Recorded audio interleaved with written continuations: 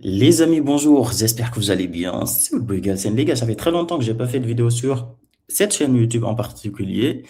Et aujourd'hui, je voulais qu'on fasse une petite réaction d'une vidéo que j'ai trouvée sur YouTube. Et c'est une sorte de compilation de réactions de journalistes par rapport à la position actuelle de Jean-Luc Mélenchon, par rapport au positionnement de la France insoumise.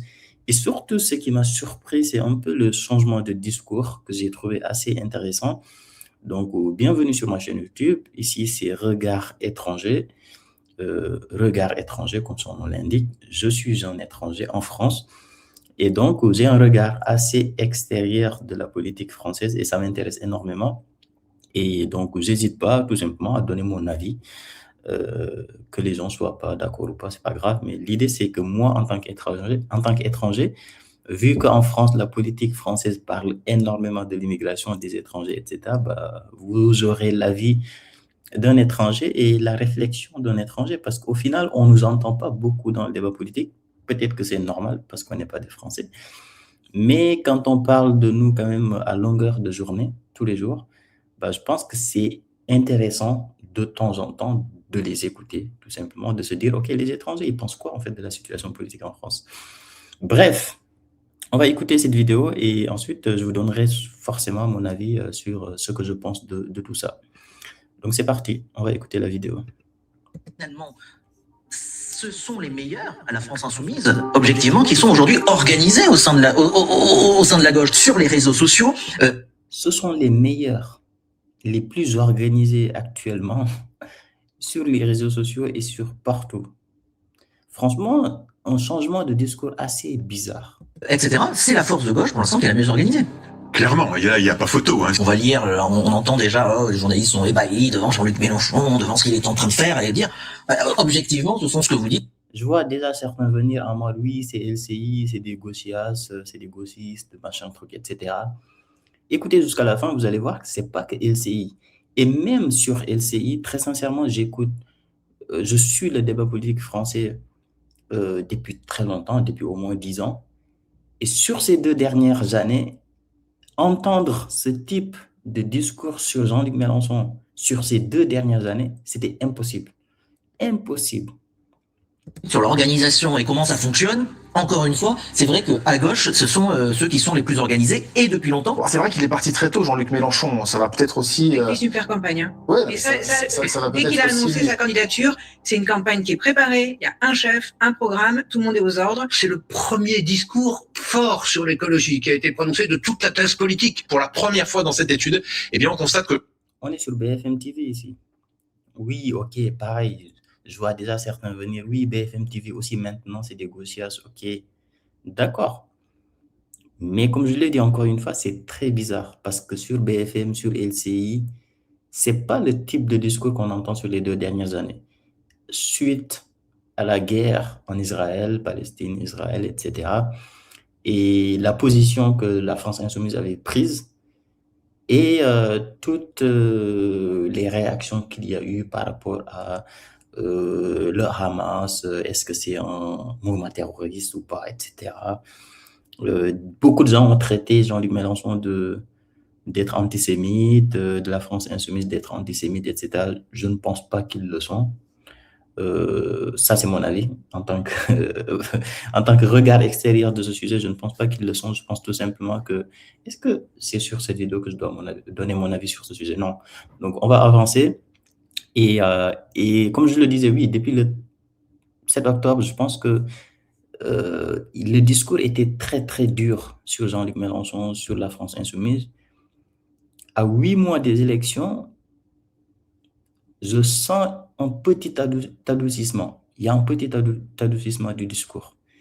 Jean-Luc Mélenchon est en position de se qualifier pour le second tour. Effectivement, quelles que soient les configurations, Jean-Luc Mélenchon se qualifie pour le deuxième tour de la présidentielle lors du prochain printemps. Et si, donc Jean-Luc Mélenchon avait raison. Quand même, là, c'est compliqué de dire qu'il n'y a pas, elle a raison, Magali, de dire qu'il n'y a pas d'effet Mélenchon. Ouais. Il y a eu 8000 personnes à ces universités. Record d'affluence. Hein. Record d'affluence. On discutait avec le patron du service politique, Adrien Gindre, ce matin, qui disait que les correspondants n'avaient pas pu rentrer TF1 tellement il y avait de monde. En fait, ils sont restés, ils ont raté leur train parce qu'en fait... C'est bizarre. Très sincèrement, Même les journalistes n'ont pas réussi à rentrer tellement il y avait de monde. Ouah, c'était incroyable. Bah, limite, elle est en train de dire, waouh, mais je vais voter Jean-Luc Mélenchon, c'est incroyable, cet homme est formidable. C'est incroyable ce type de discours. Oui, c'est LCI, ok, mais quand même. Il y avait tellement de monde qu'ils n'arrivaient pas à sortir des universités d'été. Donc, si vous voulez, je pense quand même qu'il faut quand même prendre ça en compte et ne pas faire comme si ça n'existait pas. Pardon, mais vous voyez mon kia là? Vous voyez mon Mais écoutez la réaction de la kia? Vous voyez la ferveur populaire? Vous avez vu écoutez la cette image? réaction. Faire comme si ça n'existait pas. Pardon, mais vous voyez mon kia là? Pardon, vous voyez le monde qu'il y a? Waouh! Et c'est de la folie. C'est de la folie. Vous voyez mon kia? Vous voyez la ferveur populaire? Vous avez vu cette image en plus? Génial, il est quand même très fort Mélenchon. Génial, il est quand même très fort, Mélenchon. Génial, il est quand même très fort, Mélenchon. Il est là, devant ce lac, la France éternelle, les drapeaux bleu, blanc, rouge, avec son La costard vraie France. cravate. Franchement, c'est Mitterrand. Ouais. Il est génial pour cette. C'est Mitterrand, elle a dit. Et quand elle a dit que c'est Mitterrand, c'est pas peut-être son avis qui compte le plus, parce qu'elle a dit juste que c'est peut-être Mitterrand. Mais je vous promets qu'il y a un mois derrière ou 2 mois derrière, elle dit ça sur un plateau de LCI, elle dit c'est limite Mitterrand. Je vous promets, peut-être elle va donner cet avis, mais tout le plateau, ils vont lui dire oh, calme-toi, calme-toi, oh, c'est pas Mitterrand, oh, faut pas abuser, Jean-Luc Mélenchon, c'est un antisémite quand même. Tu vois, il y aurait eu ce discours. Rentrée politique, Jean-Luc Mélenchon a frappé un grand coup à ses universités d'été et ça n'a échappé à personne sur les plateaux. De l'organisation du mouvement à la stature du candidat, en passant par un discours largement salué sur l'écologie, les commentateurs sont unanimes sur la dynamique Mélenchon. On a eu un Jean-Luc Mélenchon nouveau, assez surprenant, je dirais, à la fois dans la forme et dans le fond. Oui, mais c'est une... Là, pareil, on est sur TF1. Pareil, on est sur LCI, TF1, etc. Et tu vois, ça reste quand même des plateaux télé assez suivis. Et là, il est quelle heure sur cette émission? Il est midi.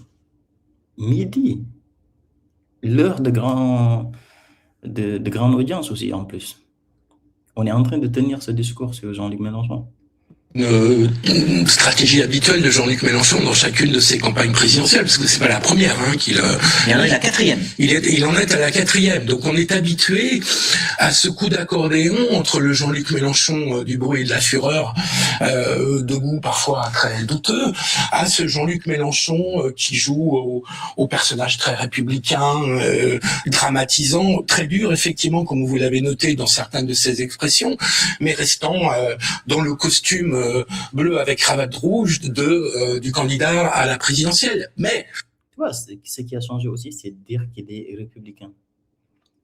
Parce que il y a 2 mois, pareil, encore une fois, on disait que Jean-Luc Mélenchon ne fait plus partie de l'arc républicain, etc., que le LFI ne font plus partie de l'arc républicain.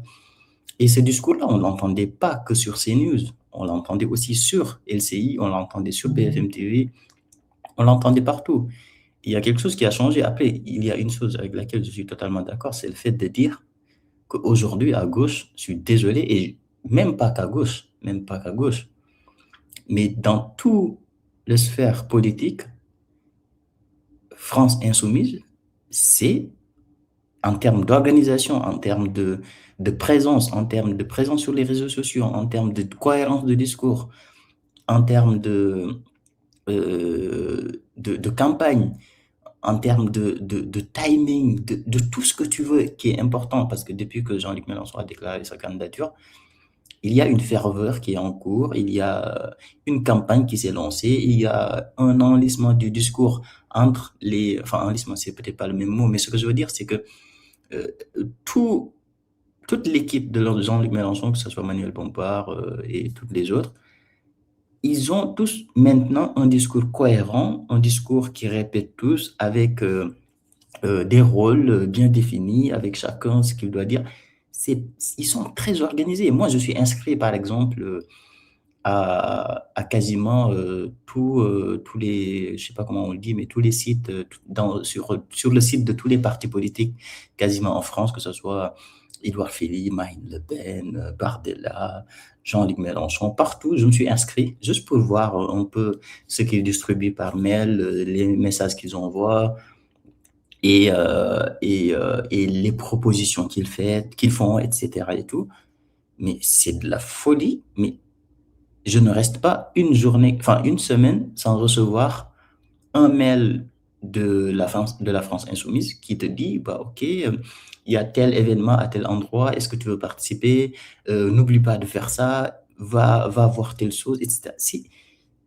Il y a une présence et tous les jours, quasiment toutes les semaines, je reçois des mails, etc. C'est très, très bien organisé. Rien que tu consultes l'ensemble des sites des partis politiques, tu vas sur le site de la France Insoumise, c'est propre, c'est clair, c'est joli, c'est bien fait. Sur les réseaux sociaux, pareil, ils sont partout. Tu vois France Insoumise Lyon, France Insoumise Marseille, France Insoumise Paris, partout, partout, partout. Les jeunes insoumis de Lyon, les jeunes insoumis de Marseille, les jeunes insoumis de Lens, etc. Ils sont partout. Et la présence est phénoménale. Moi, je souligne un point, c'est qu'il y a le Jean-Luc Mélenchon qui reste au-dessus de la mêlée. Il n'a pas cité un seul parti, pas un seul candidat concurrent ou inverse à part Madame Le Pen et les macronistes, personne à gauche. Et puis, il a quand même une équipe de porte-parole qui se sont aguerris à la guérilla, si j'ose dire, parlementaire et politique depuis 2022 et depuis 2024, et qui peuvent, eux, donner les coups. Donc, on a une répartition des rôles. À mon avis, on va avoir cette répartition des rôles assez traditionnelle, c'est classique, entre un candidat. Voilà, c'est ça que je disais en fait. C'est exactement ce que je disais en termes d'organisation, en termes de présence, en termes de rôle et tout, c'est très très bien fait. Qui veut monter en stature, et puis des porte-paroles en forme de snipers qui donneront des coups et pas toujours gentils. Mais finalement, ce sont les meilleurs à la France Insoumise, objectivement, qui sont aujourd'hui organisés au sein de au sein de la gauche. C'est-à-dire qu'il y a une réflexion, encore une fois, on est d'accord, pas d'accord, programmatique qui est avancée, des meetings qui sont engagés, une stratégie de communication. Ils ont même mis en ligne il y a quelque temps un premier épisode d'un documentaire que eux-mêmes ont produit voilà, pour montrer les coulisses, comment ils travaillent, etc. Sur les réseaux sociaux, etc. C'est la force de gauche pour l'instant qui est la mieux organisée. En fait, la puissance de la France insoumise et, comment dire, c'est la cohérence. En fait, ce qui fait la puissance de la France insoumise, c'est vraiment la cohérence.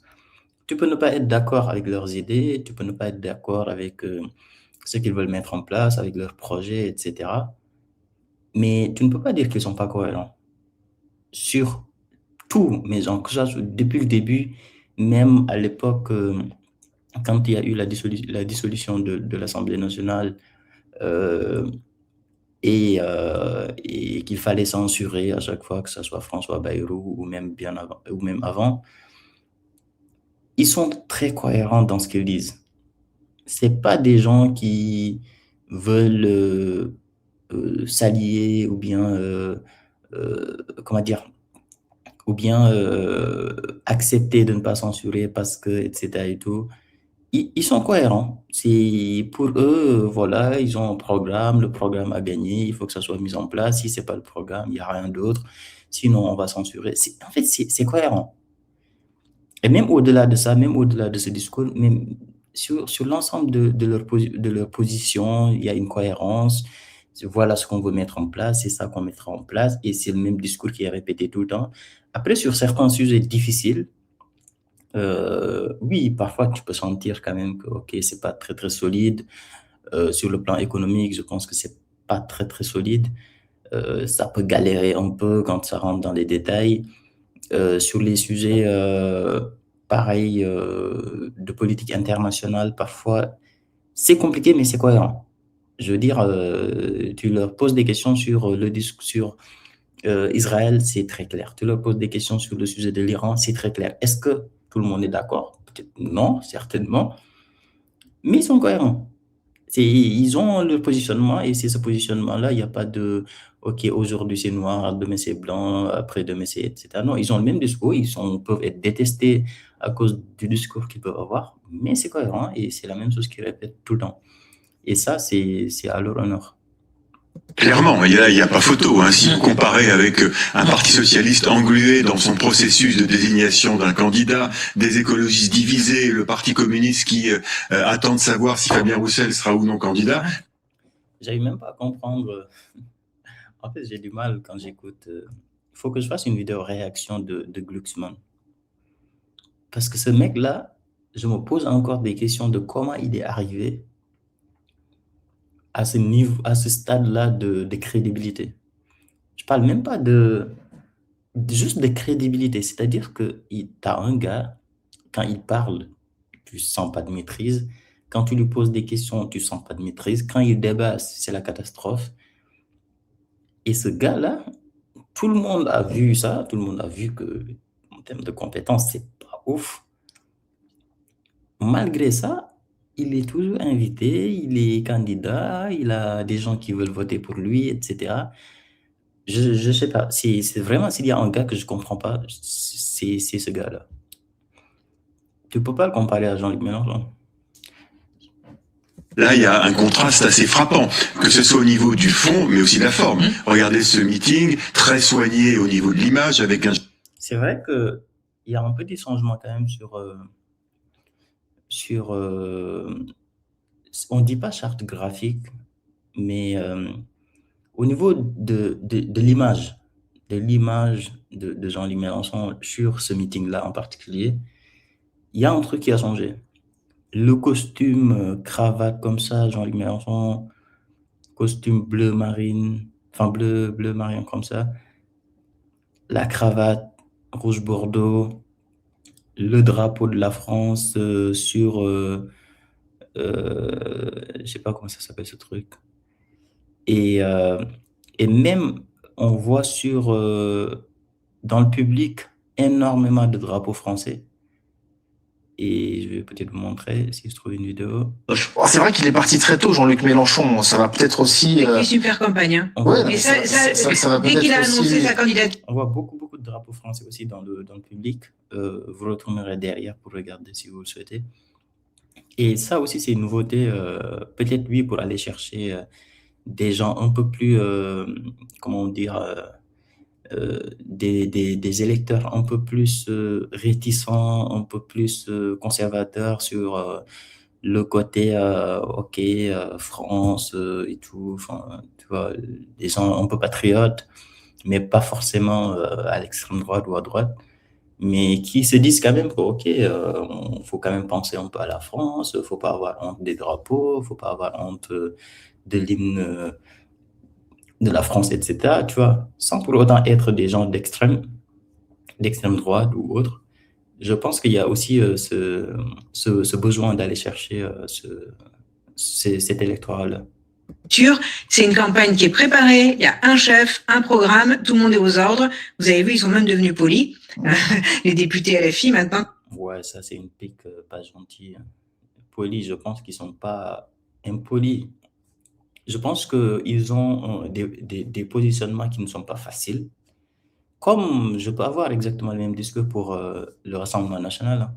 C'est qu'ils ont des positionnements qui ne sont pas faciles, c'est-à-dire défendre l'immigration, défendre la Palestine, être contre Trump sur ses attaques en Iran. Tu vois, c'est pas des sujets que tu défends très facilement sur un plateau de télé.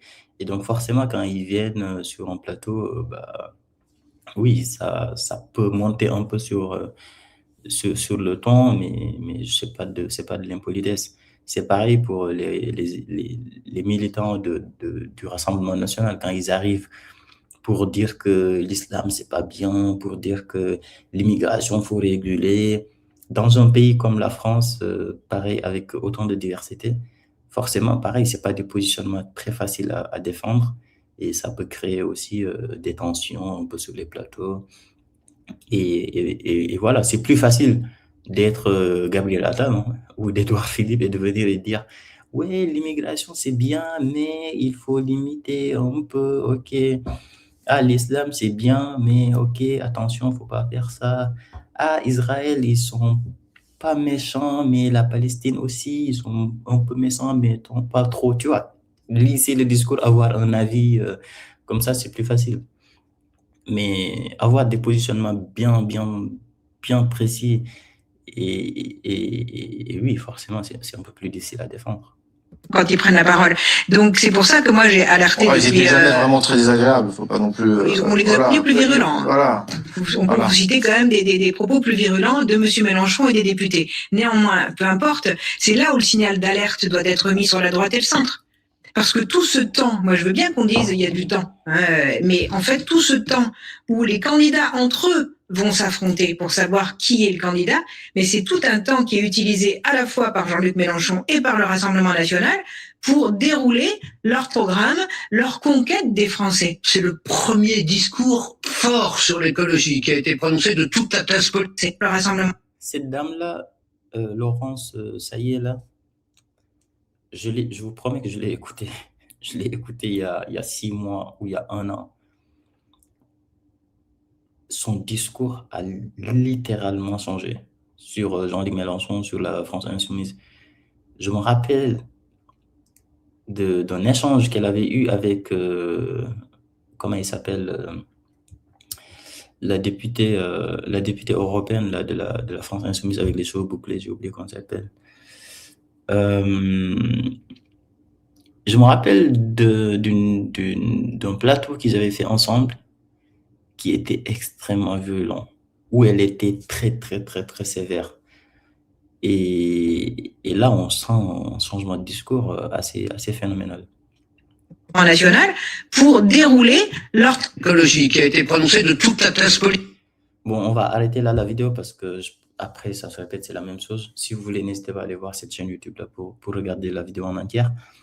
Mais ce que je peux dire sur ce changement de discours, c'est que c'est étrange et je pense que les grands médias, à part CNews, je pense qu'ils commencent à se rendre compte peut-être que la seule personne qui peut battre Marine Le Pen, je prends pas position, je donne vraiment un argument objectif.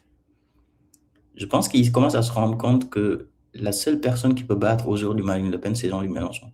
Ils commencent à se rendre compte que, quels que soient les sondages, on peut dire ce qu'ils veulent sur les sondages, machin truc. Je pense qu'ils commencent à se rendre compte que Jean-Luc Mélenchon sera au 2e tour. Et que, vu que tous ces médias-là, BFM TV, LCI, etc., c'est des médias soit de gauche, soit centre-gauche,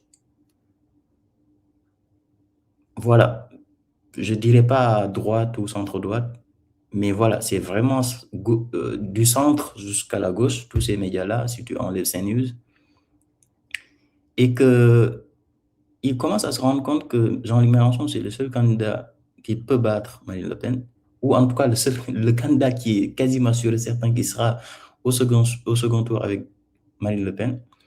Il commence un peu à lisser le discours sur lui, parce que c'est des médias, je pense, qui ne veulent pas Marine Le Pen au pouvoir. Je pense que c'est des médias qui ne veulent pas Marine Le Pen au pouvoir pour beaucoup de raisons. Et qu'ils sont en train d'essayer de lisser le discours, ou en tout cas de polir, le discours de Jean-Luc Mélenchon, de polir Jean-Luc Mélenchon, de le rendre plus agréable, de le rendre plus acceptable, et pour que si jamais il y a ce second tour qui est quasiment sûr, qu'il puisse au moins avoir Jean-Luc Mélenchon au lieu de Marine Le Pen. Je pense. Parce que je pense qu'il y a un état profond en France qui ne veut pas de l'extrême droite au pouvoir. Encore une fois, je ne dis pas que c'est bien ou c'est pas bien. Je vous donne un avis. Enfin, une analyse objective que je pense. Je pense qu'il y a un état profond en France qui ne veut pas de Marine Le Pen au pouvoir et qui est en train de se dire, vu comment c'est parti,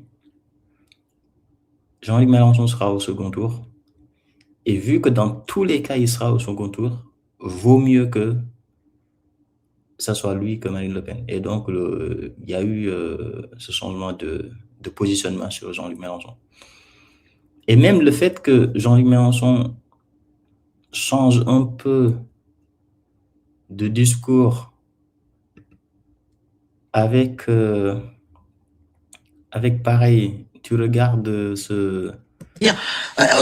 tu regardes ce public avec autant de drapeaux français, je pense que lui aussi, il a dû recevoir un message. Je pense qu'il a dû recevoir un message. Je pense que il y a quelque chose qui se met en place pour que dans tous les cas, Marine Le Pen n'arrive pas au pouvoir. C'est mon avis. C'est mon avis. Parce que, en fait, les gens, ils ont tout fait pour, faire en sorte que Jean-Luc Mélenchon ne soit pas au second tour. Ils ont tout fait. Ils ont dit n'importe quoi sur lui.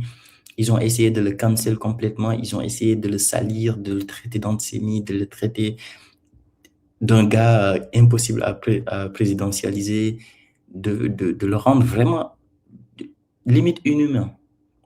Et de faire en sorte que la France insoumise, c'est pas un parti qu'il faut qu'il arrive au pouvoir, etc. Et que malgré tout ça, il voit qu'il y a un engouement. Et forcément, je pense que, vu que maintenant, ils se rendent compte que ce n'est plus possible, c'est que c'est mort. Dans tous les cas, Jean-Luc Mélenchon sera au second tour. Bah, le discours change pour faire en sorte que, au pire des cas, s'il faut choisir entre la peste et le choléra, entre Marine Le Pen et Jean-Luc Mélenchon, vaut mieux que ça soit Jean-Luc Mélenchon. Et donc, forcément, il y a ce changement. Je pense. C'est mon avis. C'est mon avis. Dites-moi vous ce que vous pensez. Et nous, on se dit à très vite pour une nouvelle vidéo. Ciao!